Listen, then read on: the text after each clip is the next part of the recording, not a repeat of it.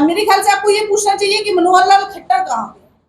जब प्रधानमंत्री मोदी आते हैं, करनाल में रैली करते, कुरुक्षेत्र में रैली करते हैं और मंच पर मनोहर लाल खट्टर का पोस्टर भी नहीं है, वो मंच पर भी नहीं है और उनका भाषण भी नहीं है।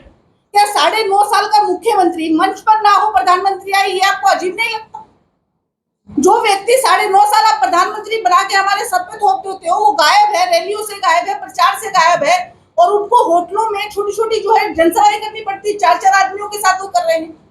मैं पूछना चाहती हूँ कि क्यों उन्होंने भतीजे को अपने को कांग्रेस ज्वाइन कराई, क्यों अपने जो बड़े नजदीकी उनके माने जाते हैं धमीजा जी को कांग्रेस ज्वाइन कराई? क्या मनोहर लाल खट्टर कांग्रेस ज्वाइन करने वाले हैं? क्या भाजपा से नाराज चल रहे हैं इसलिए जब जो है अपने रैलियों में नहीं जा रहे? तो मीडिया का सवाल यहाँ पे ये होना चाहिए कि मनोहर लाल खट्टर कहाँ है, क्योंकि शैलजा जी बिल्कुल हमारे साथ है, हमारी सम्मानित नेता है और लगातार जो है हम उनके संपर्क में, हमसे बात हो रही है और सोमवार से उनका शेड्यूल बन रहा है। कांग्रेस पार्टी की प्रेस कॉन्फ्रेंस में आई मैडम, तो इसलिए मेरे साथी ने पूछ लिया कि नहीं, मेरा जवाब देना सर। लेकिन आपने भी कहीं ना कहीं जो पोस्टर से मनोहर लाल जी का फोटो गायब है, आपने वो चीज देख ली, लेकिन कहीं ना कहीं शैलजा जी के बारे में जो इतनी अपमानित जो भाषा बोली गई, तो उसके प्रति आपने कोई ना आपने ना आपके किसी बड़े नेता ने 3 दिन के बाद में उन्होंने जवाब दिया। देखिए, जो उनके बारे में अपशब्द बोले गए वो किसी ने भी बोले, लेकिन कांग्रेस का कार्यकर्ता कतई नहीं हो सकता। और हुड्डा जी ने इस पर अपना बयान दिया कि वो हमारी सम्मानित नेता है, अगर उनके बारे में ऐसा कहा गया, ऐसे व्यक्ति की हमारे यहाँ पे कोई जगह नहीं। मेरा नाम रोहित कलसन है और मैं कांग्रेस पार्टी की तरफ से डिस्ट्रिक्ट हिसार का मीडिया कोऑर्डिनेटर हूँ। और आज हमने हमारी कांग्रेस पार्टी की राष्ट्रीय प्रवक्ता मैडम नीतू चौधरी जी से टाइम लेकर के यहाँ पर एक प्रेस कॉन्फ्रेंस का जो आयोजन किया है।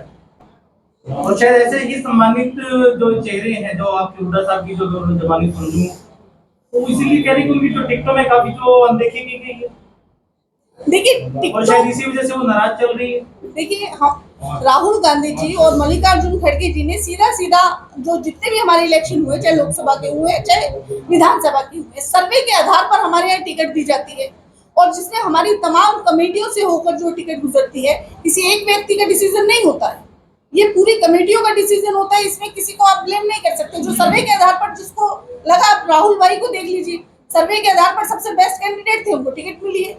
लेकिन जो राहुल गांधी ने पहले जो कहा था कि जो जेजेपी और बीजेपी से जो आए हैं चेहरे, उनको टिकट नहीं देनी, जो 1 साल के अंदर अंदर जिन्होंने पार्टी ज्वाइन की है उनको टिकट नहीं देनी, चाहे वो 21 भी पढ़ते हैं तो भी 19 कार्यकर्ता को टिकट दें जो कि लगातार जो पार्टी के लिए मेहनत कर रहे हैं। उसके बावजूद आपने धड़ाधड़ टिकट ऐसे लोगों को बांटी है।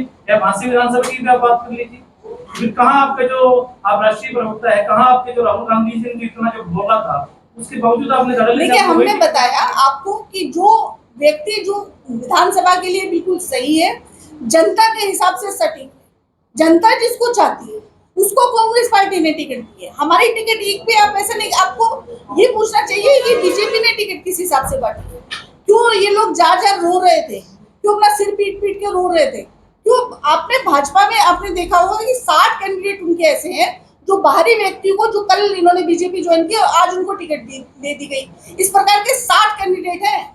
आपको ये सवाल कांग्रेस का नहीं है। देखिए, पार्टीज में ऐसा होता है कि कई बार बाहर के कैंडिडेट को टिकट दी जाती है, लेकिन हमारा पूरा जो टिकट का सिस्टम है सर्वे पे आधारित, तो सर्वे के हिसाब से टिकट दी गई। बीजेपी अपने प्रचार में लगातार एक मुद्दा उठा रही है, पर्ची खर्ची की। कांग्रेस की जब सरकार थी तो हरियाणा में पर्ची खर्ची पे नौकरियां दी जाती थी और बीते दिनों ही जिन कांग्रेस के प्रत्याशियों को टिकटें मिली है, उन्होंने अपने प्रचार में 2 से 3 वीडियो पूरे हरियाणा में वायरल हो रही है कि उनके यही बयान थे कि पर्ची खर्ची पे नौकरी दी जाएगी। इस पर क्या कहना चाहिए? बिल्कुल, बहुत अच्छा क्वेश्चन है आपका। देखिए, मैं आपसे पूछना चाहूंगी कि हरियाणा पब्लिक सर्विस कमीशन में करोड़ों रुपए का घोटाला किसने किया, ये आप मुझे जवाब दे दीजिए।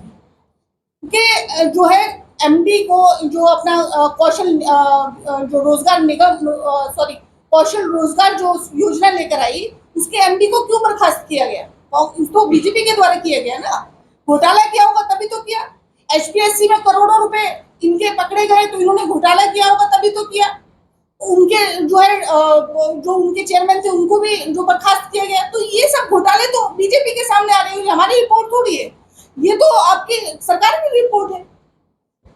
तो ये घोटाले जो है, करोड़ों रुपए के घोटाले जो है वो भाजपा गवर्नमेंट करती है, और आप हमें पर्ची खर्ची बता रहे हैं जो 2 लाख नौकरी देता है उसको, ये इन्होंने एक नौकरी नहीं दी। दूसरा सवाल आपका प्लीज बताइए। जो कांग्रेस के प्रत्याशी हैं जिन्हें टिकटें मिली, उनकी वीडियो जो है पिछले 2-3 दिन से हरियाणा में वायरल हो रही है, जिसमें एक प्रत्याशी का ये कहना है कि 50 वोटों पे एक नौकरी दी जाएगी। इस पर क्या कुछ कहना है? देखिए, इस प्रकार का अगर कोई बयान देता है तो बेहद शर्मनाक है इस तरह का बयान नहीं। लेकिन मैं आपको एक आज ही का एक किस्सा बताना चाहती हूँ। पानीपत के जो इनका एमएलए कैंडिडेट है, उसकी आज गाड़ी पकड़ी गई है, 50 लाख कैश निकला उसमें से। किस प्रकार का लेन देन कर रहे हैं ये? क्योंकि ये तो इसमें पॉसिबल ही नहीं है ना कि आप चुनाव में इतना कैश लेकर जो है लेन देन करो। भाजपा की सरकार है, उन्होंने ही पकड़ा है, तो घोटाले इनके पकड़े जा रहे हैं, पैसे इनके पकड़े जा रहे हैं। सवाल आप हमसे पूछ रहे हैं, आप यहाँ पर आइए तो आपसे पूछेंगे। तो वो मैं कहना चाह रही हूँ कि पिछले 10 साल में जितना कुछ हुआ वो मीडिया को जनता के सामने लाना चाहिए ताकि जनता सही डिसीजन ले सके। मैडम, गुटबाजी जब भी क्रम सीमा पे है फिलहाल, यहाँ पर 44 कैंडिडेट थे, उसमें से आपको कितने कैंडिडेट यहाँ पे साथ दे रहे हैं? माफ कीजिए, आपके 44 कैंडिडेट यहाँ पे थे जिन्होंने आवेदन कर रखे थे, जो टिकट की मांग कर रहे टिकट मांग कर रहे थे। बाकी जो कैंडिडेट थे, एक को टिकट मिली है, बाकी 43 साथ नहीं दिखते। हमारे मीडिया कोऑर्डिनेटर रोहित जी जवाब देंगे। सभी काम कर रहे साथ। लोकल मुद्दों से क्वेश्चंस आप मेरे से पूछ सकते हैं। कैशव जी का जो सवाल है, यहाँ पर बेसिकली 4-5 जो कैंडिडेट्स थे जो टिकट चाह रहे थे, जो अपने आप को टिकटार्थी बता करके जो इन्होंने टिकट मांगी है, काम भी कर रहे थे ऑफ कोर्स। लेकिन शुरू में जो पहले दिन जो 12 तारीख लास्ट डेट थी नॉमिनेशन की, उस 12 तारीख को 3-4 लोगों ने जो है नॉमिनेशन भरा था। लेकिन आप अब जानते हैं, आपको भी पता है, आप देख रहे हैं कि बाकी चाहे प्रेम मलिक जी की बात हो, चाहे सुभाष गोयल जी की बात हो, अपने सुमन शर्मा जी की बात हो, सारे जो हैं हांसी के जो मौजूदा हमारे कैंडिडेट राहुल मक्कड़ जी, इनके साथ जो पूरे जी जान से तन मन धन से साथ लगे हुए हैं। और हांसी के अंदर, हांसी की मैं कम से कम श्योरिटी दे सकता हूँ कि यहाँ पर किसी प्रकार की कोई गुटबाजी नहीं है। एक एक कार्यकर्ता कांग्रेस का जो है वो राहुल जी के साथ लगा हुआ है और उनको विधानसभा पहुंचाने का काम करेगा।